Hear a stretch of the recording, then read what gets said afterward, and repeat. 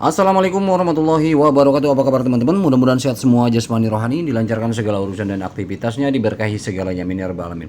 Baik, diawali dari informasi tentang Ripple teman-teman ya, karena XRP ini lagi booming di Amerika ya. Jadi beberapa perusahaan company juga ya, instansi-instansi kepemerintahan dan pebisnis-pebisnis swasta itu sudah mulai artinya mengetahui pergerakan daripada XRP, bagaimana fungsionalitasnya ya, aksesibilitasnya dan lain-lain. Jadi potensinya sangat memungkinkan untuk ke bullish ya teman-teman. Tetapi kalau untuk masalah kepastian waktu bullishnya itu kapan, kita tidak bisa memastikan teman-teman ya. Kita memastikan tanggal berapa ya, bulan apa dan sebagainya, karena itu yang memutuskan. Kita hanya bisa memantau pergerakan siapapun itu di dunia ini, siapapun itu hanya memastikan, bisa melihat ya, bukan memastikan, bisa melihat pergerakan ya daripada tokenisasi ya, tokenisasi yang sekarang mau nggak mau mengglobalisasi, intinya begitu. Nah, ini Presiden Ripple Monica Long baru saja memberikan pembaruan penting tentang strategi merger dan akuisisi serta pertumbuhan mereka. Yang pertama, integrasi vertikal. Ini membangun full stack ya kripto yang menggabungkan blockchain stablecoin RLUSD dan kastodian. Kemudian yang kedua, strategi akuisisi berfokus pada teknologi ya untuk mempercepat infrastruktur dan bisnis seperti G-Treasury untuk membawa lebih dari 1.000 perusahaan. Artinya 1.000 perusahaan ke dalam blockchain ini masih on proses, artinya belum nyampe ke situ, tetapi targetnya memang ingin memasukkan minimal 1.000 lah. Itu sudah benar-benar oke banget untuk bullish. Ya jangankan 1.100 saja udah berpengaruh terhadap bullish daripada tokenisasi, karena memang di sini apalagi udah berhubungan dengan RWA. Nah, jadi artinya ini potensinya sangat jelas ya, karena memang regulatornya sudah oke. Tidak ada bursa pertukaran teman-teman. Meskipun bursa pertukaran merupakan mitra utama, Ripple tidak berencana untuk membeli salah satu bursa tersebut. Tujuannya itu membuat pembayaran lintas batas atau cross payment dan mobilitas jaminan menjadi lancar bagi perusahaan. Nah, ini untuk informasi saja sepintas dari XRP ya, perkembangan XRP. Jadi teman-teman yang punya XRP, saya rasa ini pantas untuk di hold teman-teman ya. Untuk di hold, ketika memang teman-teman bukan trader daripada short trade ya, kita di hold saja. Nanti ketika momennya sudah pas, dia akan bully sendiri. Oke, kemudian selanjutnya ini informasi untuk ETLX wallet ya, atau dompet ETLX yang digunakan oleh oleh Interlink Labs ya teman-teman ya, oleh Interlink Labs ya, dimana yang kita tahu project ini juga punya potensi teman-teman, punya potensi karena memang penturanya dari Google sendiri ya. Salah satu, sorry, saya bukan hanya Google aja, tapi salah satu venturanya dari Google. Ini luar biasa bagus dan memang proyeknya punya potensi bagus juga, berhubungan dengan KYC untuk global. Jadi bukan hanya lokal saja di mana dia diciptakan, tetapi ini targetnya untuk global, dan sudah ada banyak beberapa company, beberapa instansi yang sudah melirik ya pada Interlink Labs ini, sudah melirik dan sudah mengakui daripada kualitas KYC daripada Interlink Labs ini. Nah, ini ada informasi pembaruan dompetnya versi 4.0.3 telah diluncurkan. Rilis ini memperkuat dompet ETLX dengan peningkatan dasar dalam hal aksesibilitas, keamanan, kinerja, dan ekonomi token seiring dengan perkembangan ekosistem. Jadi teman-teman, untuk dompet ETLX ini kan sudah dikaitkan di dalam aplikasinya atau di platformnya, dia belum ada yang terpisah. Nanti kalau misalkan, jadi kita bisa akses nanti di aplikasinya untuk dompet ETLX ini ya, bisa akses. Kemudian nanti di sana ketika memang TGA sudah terjadi ya, mainnet sudah oke, full open mainnetnya sudah oke, jaringan semua sudah dibuka dan tokennya sudah didistribusikan ke kita. Nah, kita tinggal memindahkan dari platform penambangan atau reward daripada airdrop ini ke dompet ETLX, dan di sana nanti kita bisa bisa transaksi atau bisa langsung direct untuk transaksi sektor RWA, atau kita mau ke bursa itu juga bisa nanti dari dompet ETLX-nya, atau mungkin kita buat transaksi paymentnya menggunakan dompet ETLX sendiri, itu bisa. Nah, ini rilis ini memperkuat dompet ITLX dengan peningkatan dasar dalam hal aksesibilitas ya, keamanan, kinerja, ekonomi. Jadi wallet ini disempurnakan. Apa yang baru katanya di wallet di versi 4.03, ini opsi instalasi yang diperluas. Itu udah mulai ada di App Store, Google Play, APK Pure. Nah, APK Pure ini teman-teman, ini APK Pure ini juga bisa dipercaya karena memang sudah direkomendasikan oleh beberapa developer ya. Jadi selain di Google Play kan, kalau misalkan di Google Play problem nih, kita nggak bisa download atau nggak ada, atau App Store. Nah, di APK Pure ini itu bisa ada. Kalau memang ada itu aman ya, sudah oke lah. Dan APK langsung ya, langsung dari direct daripada websitenya, akses lebih mudah dan aman katanya ya. Oke, kemudian grafik harga ya di ITLX dompet ini langsung itu pelacakan token secara real time langsung. Jadi kita untuk harga dan lain sebagainya kita bisa cek and recheck di sana ya, langsung di dalam dompet. Alamat pemeriksaan keselamatan yaitu juga ditingkatkan, peringatan instan sebelum mengirim ke alamat yang tidak valid itu juga ada announcement, biasanya ada notifikasi aman dan tidak amannya itu juga disempurnakan ya. Mungkin nanti dibantu biasanya menggunakan AI juga sih, karena deteksinya kan kalau human itu bisa terjadi bisa kejadian human error, tapi kalau untuk AI biasanya akurasinya lebih dapat. Kemudian pertukaran lebih cepat, speednya ya, speed transaksinya ditingkatkan, peningkatan kinerja untuk perdagangan yang lebih lancar dan andal. Pembagian 2 itu diterapkan, suku bunga dasar dikurangi 50%, artinya nanti mungkin transaksi di internal ITLX ini ya, dompet ITLX mungkin gas fee-nya akan lebih ringan teman-teman. Mengendalikan pertumbuhan pasokan dan pelindungan nilai jangka panjang. Pembaruan ini meletakkan dasar untuk fase ITLX berikutnya, integrasi yang lebih mendalam, ekonomi yang lebih kuat. Jadi Interlink ini memang menggunakan nama walletnya adalah ITLX teman-teman ya. Itu sudah oke. Jadi teman-teman nanti kalau memang wallet ITLX-nya ini kita belum ketemu di Play Store ya sabar, mungkin masih tahap pengembangan. Coba kita cek di Play Store ya. Kita coba cek di sini ITLX ya. Oke, nah ini dia ITLX, kita cari. Nah, ini kan keluarnya ada Interlink Network. Ya, ini aplikasi yang kita jalankan di sini. Kemudian link wallet, tapi ini bukan ya. Nah, ini link labs, tapi ini belum, kita nggak tahu nih ini walletnya apa bukan. Jangan dulu di ini ya, saya juga belum tahu ini. Karena saya belum pelajarin juga aplikasi link wallet ini. Apakah ini ITLX jadi link wallet? Tapi intinya sih kita lebih kepada wallet daripada internal di aplikasi Interlink Labs-nya saja dulu ya. Jadi kalau misalkan memang ada terpisah nanti boleh download, silakan aja. Oke, ini untuk perkembangan dari Interlink teman-teman ya. Ini serius, di tahun ini akan ada mainnet ya untuk Interlink ini.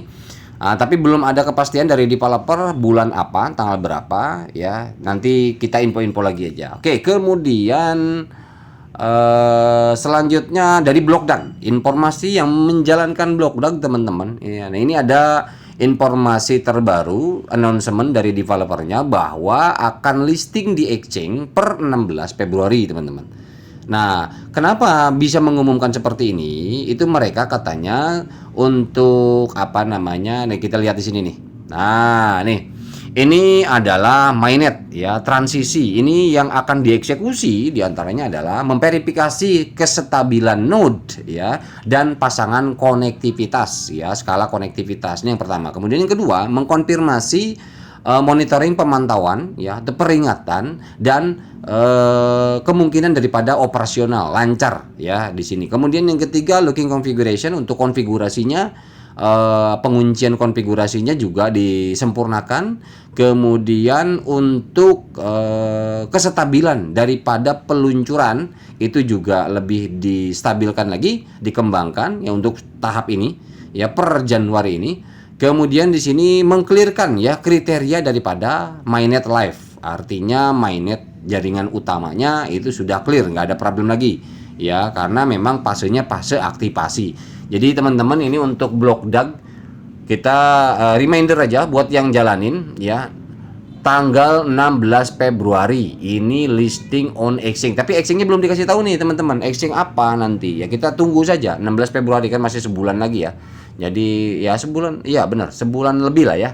Jadi yang jalanin Blockdag siap-siap saja, nanti kalau misalkan memang pada tanggal 16 ini sekalian TGE bisa diberikan ke kita, apa namanya, nanti apakah nanti ada lockup konfigurasi atau memang diberikan persentase berapa atau mungkin semuanya kita nggak tahu. Karena kejelasan daripada proses operasi apa namanya realnya nanti ya teknisnya seperti apa itu belum diinformasikan. Kita tunggu saja. Ini baru informasi tanggal saja. Target mereka itu listing di tanggal 16 Februari. Oke, ini untuk blok DAG. Kemudian informasi yang terakhir ini dari Dawn ya teman-teman yang menjalankan Dawn ya. Ini Dawn ini memang lebih kepada network jaringan internet saja dan fokusnya sih di node ya, menggunakan apa namanya menggunakan PC ya untuk masalah yang Dawn ini, tetapi pakai handphone juga bisa sih. Saat itu saya pernah bahas juga di grup ya. Ini kuartal keempat ya tahun 2025 kemarin merupakan fase konsolidasi dan penguatan bagi Dawn ya. Setelah ekspansi dan peluncuran publik awal pada kuartal 3. Fokus kami pada kuartal 4 bergeser ke arah penyempurnaan antarmuka inti, penguatan alat penyebaran dan validasi tumpukan protokol dan mendasari jaringan. Kami menyelesaikan rebranding penuh ya downinternet.com. Jadi ini sebenarnya gini, kayak model kalau di lokal nih teman-teman, lokal kita itu kan ada Speedy ya, ada Speedy, kemudian ada lagi apa? Misalkan Speedy itu IndiHome ya. Kemudian ada yang swasta tuh apa? Misalkan nama-nama. Nah, ini model kayak gitulah. Cuman kalau ini tingkatnya global. Kalau di lokal kan kita kayak Speedy, kayak apalah banyak ya yang lain-lain. Nah, itu contoh simpelnya lah seperti itu. Ini meluncurkan kembali dashboard web yang mengirimkan ekstensi Chrome versi 3. Nah, ini akan ada kelanjutan bersama dengan alat back ya. Alat back-end penyebar versi 2 nih sebelumnya yang menghadirkan stabilitas kejelasan pengalaman operasional. Oke, kita nah ini kami menyelesaikan audit kontrak pintar juga. Nanti untuk yang jalanin Dawn ini ada kontrak pintarnya, exchange-nya, smart kontraknya nanti bisa kita mungkin untuk di DEX ketika memang meluncurkan, mereka kan meluncurkan di DEX, kita kan kalau udah ada kontrak pintar kan enak teman-teman. Jadi kalau misalkan mereka mau kasih open TGE, kalaupun memang nanti mereka minta ya, biasanya kalau pakai SC ini teman-teman ya, biasanya yang didahulukan untuk tokenisasinya dari downinternet.com ini, biasanya tokennya itu mendahulukan DEX ya, Decentralized Exchanger teman-teman. Ya di bursa DEX biasanya. Makanya nanti ketika smart contract ini sudah diberikan oleh pihak Dawn ya di tahun ini 2026 ya kuartal 1 ya, ingat ya. Kuartal 1 itu kan Januari, Februari, Maret. Nah, nanti baru kita buat di DEX ya. Di DEX itu nanti ketika memang sudah didistribusikan, kita kalau memang dia udah open listing di DEX ya kita bisa sell. Tapi kalau tidak ya tunggu saja dulu. Ya yang penting kita kalau udah ada smart kontraknya kita enak ya. Mereka akan mendistribusikan yang lebih mudah. Kemudian pada saat yang sama katanya ini salah satu targetnya juga di kuartal 1, beberapa inisiatif utama mengalami kemajuan melalui pengembangan dan pengujian internal dengan interaksi berkelanjutan Explore versi 1.0 ya, alat front end penyebar. Nah, ini mungkin ini bahasa-bahasa alat aja, nama-nama alat teknologi ya yang digunakan. Intinya ada mengalami kemajuan yang signifikan katanya teman-teman. Begitu ya.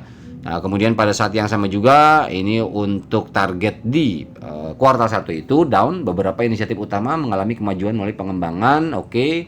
Yang tadi kemudian meskipun belum sepenuhnya siap untuk dirilis ke publik, kami sangat antusias ya untuk merilis banyak fitur ini pada jadi artinya di sini kalau untuk secara global mainnet sampai distribusi 3G itu mereka belum siap, tetapi banyak perubahan yang benar-benar signifikan di kuartal 1. Gitu. Jadi komponen protokol dasar ya, ini ada bandwidth-nya. Kalau ini Solana ya, jaringannya Solana testnet, ya ada testnet juga nanti. Karena kalau smart contract diberikan biasanya ada uji jaringan dulu, testnet dulu, teman-teman. Biasa seperti itu ya. Dengan kuartal 4 2025 difokuskan pada kebenaran, kemampuan pengamatan dan lain-lain. Terakhir kami juga dengan senang hati mengumumkan pendanaan seri B kami yang dipimpin oleh Polychain Capital ya. Artinya modal daripada Polychain ya, blockchain daripada Polygon. Kami sedang bermitra dengan mereka untuk membangun lebih cepat dan lebih jauh. Nah, jadi modal daripada Dawn ini salah satunya adalah seri B ini ya, dikatakan seri B di sini ya, dari Polychain teman-teman. Nah, ini Dawn ini bagus juga. Bagi yang menjalankan Dawn dipertahankan aja, dijaga saja. Ya kita nggak tahu kalau masalah bang itu bakal cuan nggak ya, jangan nanya saya bukan pengembang, tetapi yang jelas kita semaksimal mungkin yang jalankan saja. Kemudian kita ikuti aturan mereka. Mereka pengen kita aktif terus node-nya, ya kita aktifkan terus node-nya, ya. Toh nanti juga reward, biasanya kalau node aktif reward itu nanti diinformasikan, oh node Anda dapat sekian, akan di TGE kan tanggal sekian, kalau memang simple ya tanpa syarat embel-embel. Tapi kalau developernya yang banyak cengkonek-cengkonek yang ngambil keuntungan, ya biasanya dipenuhi dengan syarat-syarat tertentu yang bikin kita pusing juga gitu kan, bete juga. Nah tapi ini belum kan, artinya mudah-mudahan ini tidak seperti itu, mudah-mudahan ini seperti Blast dan lain-lain lah. Nah, saat kita musik kuartal 1 2006 katanya fokus bergeser secara tegas ke arah rilis publik dan aktivasi ekosistem, ya. Fase selanjutnya ini adalah tentang mengubah jaringan, mengubah jaringan yang siap produksi menjadi sistem terbuka dan partisipatif. Gitu, partisipasi. Wow, luar biasa ya. Jadi akan memperkenalkan rilis publik pertama dari Deploy Dashboard, ya, dan subscriber dashboard, fungsionalitas explore yang diperluas dan rilis black box, ya, termasuk integrasi mitra dengan mitra-mitra mereka itu diintegrasikan. Kami juga membuka jaringan melalui Tarana Open Access dan merilis dokumen publik untuk membuat partisipasi baik sebagai pengembang, pelanggan, mitra, jadi menjadi jelas dan mudah diakses, ya. Jadi secara paralel kami terus memajukan inti protokol Proof of Bandwidth Solana Testnet, ya, indexer. Jadi ini juga Dawn ini proyeknya bagus, potensinya bagus kalau menurut saya teman-teman. Jadi ini pengembangannya udah jelas, ya. Ini peta jalan, artinya kuartal 1 ini sudah ada beberapa peningkatan, ya. Karena sebelumnya ada 47%, ya.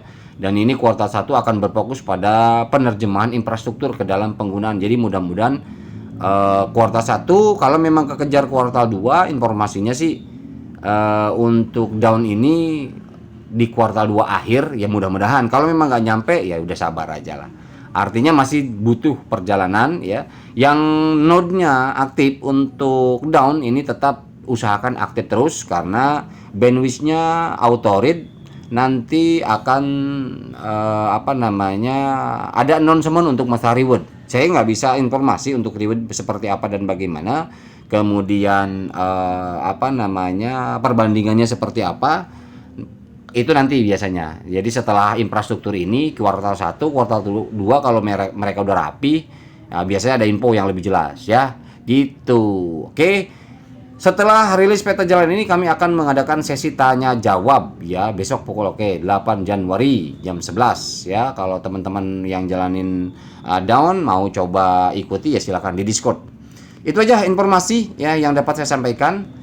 Ada Dawn, Blockdag, kemudian Interlink Labs, ya, dan tadi diawali oleh XRP. Mudah-mudahan informasi ini bermanfaat buat teman-teman. Ya mohon maaf bila ada salah kata. Wabillahi taufiq wal hidayah. Assalamualaikum warahmatullahi wabarakatuh.